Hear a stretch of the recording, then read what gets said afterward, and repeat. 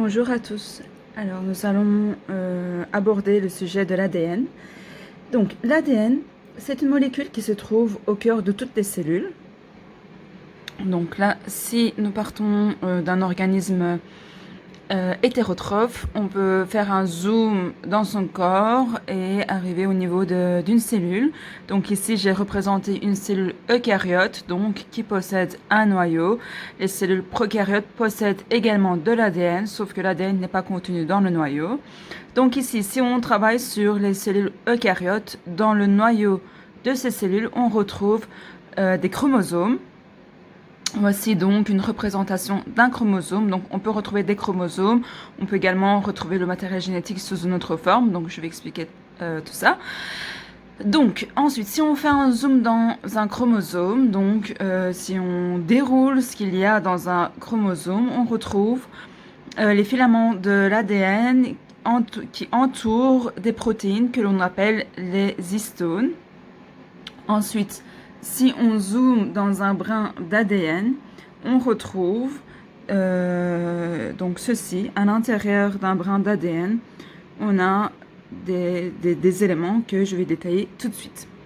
Donc l'ADN, j'ai dit, c'est une molécule qui se trouve au cœur de toutes les cellules et ces molécules servent à la fabrication des protéines. On peut dire que dans un chromosome, on peut retrouver un gène. Un gène, c'est un fragment d'ADN au cœur qui se trouve donc au cœur d'un chromosome. Donc, si on zoome, on constate que un gène est en réalité deux brins enroulés l'un autour de l'autre, car l'ADN a une forme de double hélice. Donc ici, vous retrouvez un exemple de double hélice. Donc c'est un zoom, si vous voulez, dans un gène, donc dans un fragment d'ADN. Alors je vais dérouler cette double hélice et on va voir en plus en détail ce qu'il se trouve dans l'ADN, donc dans la double hélice et donc dans un gène. Donc si on déroule la double hélice, on arrive à une forme de molécule qui ressemble à une échelle avec ses montants et ses barreaux. Alors, les montants de cette échelle représentent les bases azotées, donc A, T, C et G. Et les barreaux représentent les groupements phosphates et les désoxyriboses, qui sont donc des sucres. Alors, donc, dans l'ADN, on peut dire qu'on a une succession de nucléotides. Donc, si on regarde les bases azotées avec les groupements phosphates et désoxyriboses, donc on retrouve une série de ces éléments. Et donc, l'ensemble de bases azotées, groupements phosphates et désoxyriboses se nomme un nucléotide. Donc, on peut dire que dans l'ADN, on retrouve une succession de nucléotides. Nucléotide qui est donc un assemblage de ces trois types de molécules, dont le groupement phosphate, P, le désoxyribose et une base azotée, A, T, C ou G. Donc, comme ceci.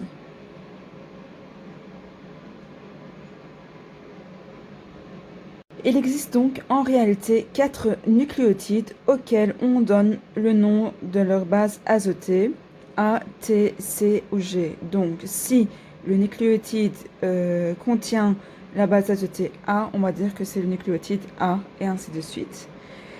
Et les nucléotides, c'est toujours lié donc avec...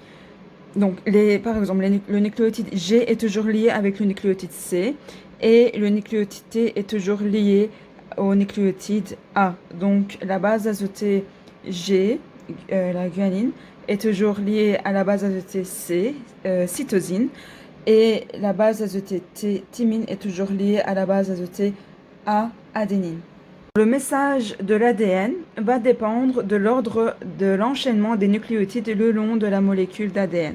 Donc, de cet enchaînement de nucléotides. Par exemple, si j'enchaîne les nucléotides ici A, C, T, le message de l'ADN sera différent si j'enchaîne les nucléotides, par exemple A, T, C, T. On peut ainsi dire que chaque information génétique est un enchaînement de nucléotides dans un ordre très particulier. Donc je rappelle, le gène étant un fragment d'ADN, si on change de gène, on change la succession de nucléotides. L'ADN contient un message codé par l'enchaînement de ces nucléotides. C'est une molécule informative qui contient des milliers et des milliers d'informations.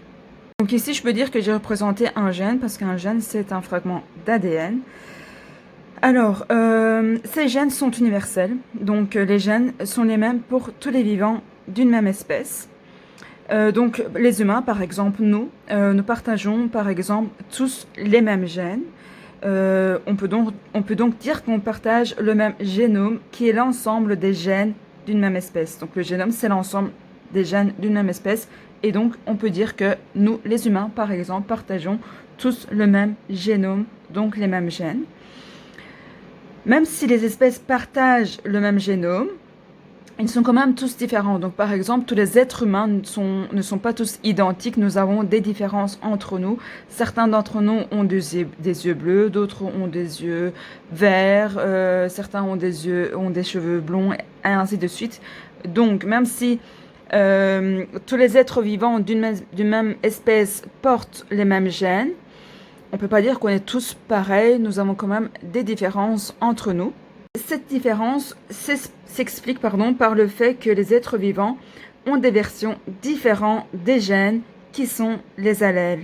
Donc nous portons tous des allèles différents, donc les mêmes gènes, mais des variantes différentes de ces gènes, qu'on appelle les allèles. Donc, avant d'entrer dans tout ce qui est allèle, je vais d'abord donc également préciser que donc chaque gène que nous portons, que tous les êtres vivants portent, code pour une protéine spécifique, dont chacun joue un rôle essentiel dans l'organisme. Donc rappelez-vous, lorsqu'on a vu la cellule, nous avons vu que chaque cellule fabrique une protéine, et cette fabrication de la protéine est donc réalisée grâce au message qui est donné par le matériel génétique, par nos gènes, qui sont donc des fragments d'ADN.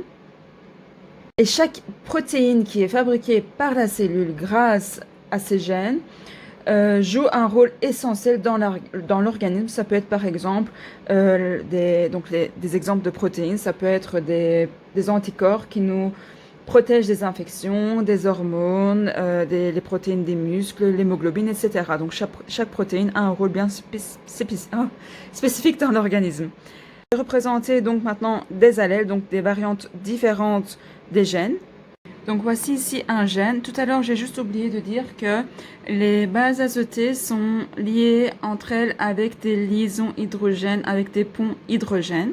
Nous avons ici un gène spécifique qui code pour une caractéristique dans l'organisme. Donc ça peut être n'importe quelle caractéristique. Ici, j'ai inventé donc une succession de nucléotides qui donne donc un gène, donc un fragment d'ADN. Alors on peut dire que ce gène est l'allèle numéro 1. Et on peut avoir une variante de ce gène, de ce même gène, qu'on peut l'appeler donc allèle numéro 2. Ici, j'ai deux fois le même gène. Par contre, si on regarde de plus près, on va voir qu'il y a quand même une petite différence entre ces deux gènes identiques qui codent pour un même caractère. Donc ici, on commence par la base azotée C qui est reliée au G, CG, ensuite GC, AT, AT et CG. Alors qu'ici, donc, on commence encore une fois par le CG, CG, GC.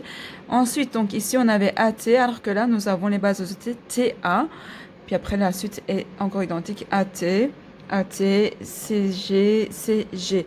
Donc, on remarque une différence à ce niveau-là, au niveau de cette nucléotide. Donc, je vais mettre ceci en évidence. Donc, voir une petite différence au niveau de ces gènes. Donc, à ce niveau-là.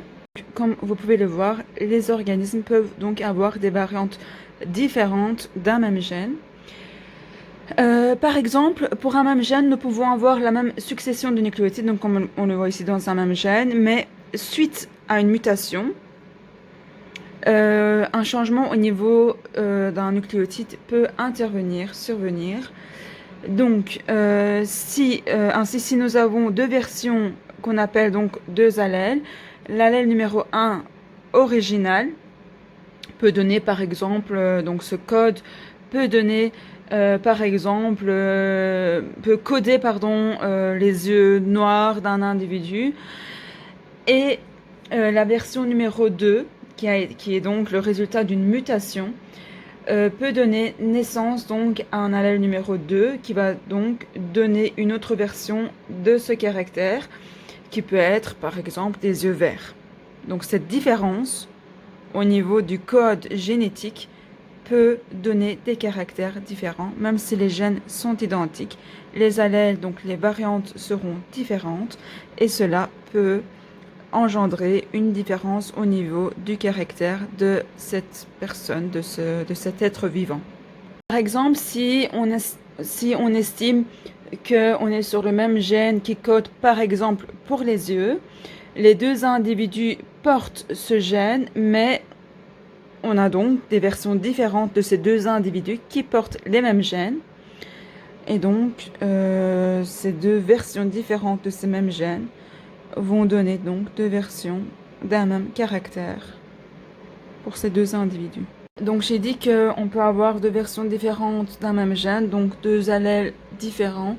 Alors cette différence peut être le produit d'une mutation artificielle ou d'une mutation normale suite à la présence des agents mutagènes qui peuvent être par exemple le soleil, le tabac, les produits chimiques, etc. Donc ça peut être plein de raisons peuvent être cachées derrière cette mutation, des raisons donc soit artificielles ou alors des raisons beaucoup plus naturelles. Donc nous avons parlé d'ADN, de gènes, d'allèles. On peut également confondre quelques termes qui sont scientifiques et importants à distinguer, qui sont donc les termes de chromosome, chromatine et chromatide. Je vais terminer la vidéo en vous expliquant la différence entre chromosome, chromatide et chromatine. Donc tout à l'heure, j'ai dit qu'on retrouve l'ADN enroulé autour des protéines. Donc j'ai représenté en rouge ici les protéines qu'on appelle des histones, donc les protéines d'accompagnement qu'on appelle les histones. Et cet ensemble de ADN enroulé autour de ces protéines s'appelle la chromatine. Donc la chromatine, c'est un ensemble de protéines qui est enroulé par des molécules d'ADN. Donc, dans le noyau d'une cellule eucaryote, par exemple, on peut retrouver de la chromatine, d'une structure qui est composée de ADN et protéines. On peut retrouver cette structure de plus en plus complexe et de plus en plus compacte. Et on peut avoir donc obtention de cette structure dans le noyau d'une cellule eucaryote. Donc qui est en fait la version très compactée, très condensée de ces chromatines, qu'on appelle donc des chromosomes. Donc, dans le noyau des cellules, les chromosomes peuvent avoir un aspect sous forme de bâtonnet, comme vous pouvez le voir ici. Donc ça peut survenir lors des divisions cellulaires, à la fin des divisions cellulaires. Le reste du temps, à part ces divisions cellulaires, on peut avoir une forme plus déroulée de la chromatine dans le noyau d'une cellule, parce que tout simplement cette version de l'ADN très compactée, très enroulée, très condensée n'est pas accessible aux protéines et aux enzymes qui veulent utiliser l'ADN pour des processus différents. Et donc comme ces versions-là ne sont pas très accessibles aux enzymes, etc., la plupart du temps on va retrouver l'ADN pas sous cette forme-là. Donc ici, j'ai fait un zoom, un maxi zoom. Donc on peut avoir cette version de la chromatine un peu plus condensée, mais pas si condensée que, comme vous pouvez le voir ici, on peut avoir une version peu condensée de la chromatine afin que ce matériel génétique puisse être accessible aux différentes enzymes, etc. Là, je viens d'ajouter ce petit schéma. On peut donc avoir cette version du matériel génétique des chromatines dans le noyau cellulaire, de manière à ce que le matériel génétique puisse être accessible aux différentes protéines, enzymes qui veulent donc utiliser ce matériel génétique. C'est un peu une version dépliée des chromosomes, qu'on appelle donc la chromatine. Donc, comme j'ai dit tout à l'heure, on peut également retrouver l'ADN sous cette forme-ci. Donc c'est aussi une forme de chromosome, mais qu'on n'a pas trop l'habitude de voir. Donc cette forme peut apparaître juste après une division cellulaire qu'on appelle la mitose ou la méiose.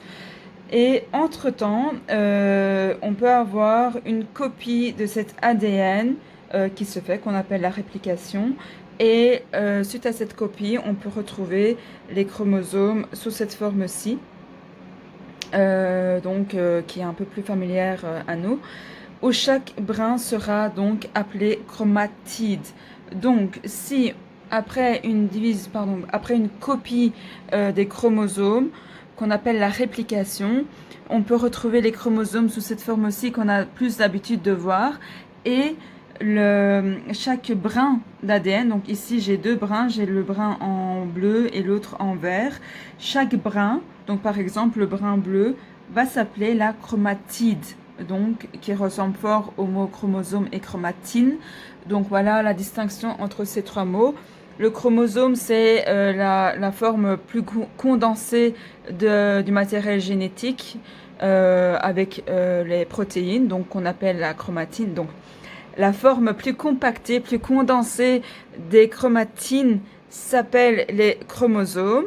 Si on déroule ces chromosomes, on obtient la chromatine, donc sous cette forme-ci, qui contient donc le matériel génétique avec les protéines. Et on peut également distinguer la chromatide de la chromatine. La chromatine étant la forme moins compactée des chromosomes et qui est composée des histones et de l'ADN. La chromatide est un seul brin d'un chromosome suite à la copie du matériel génétique.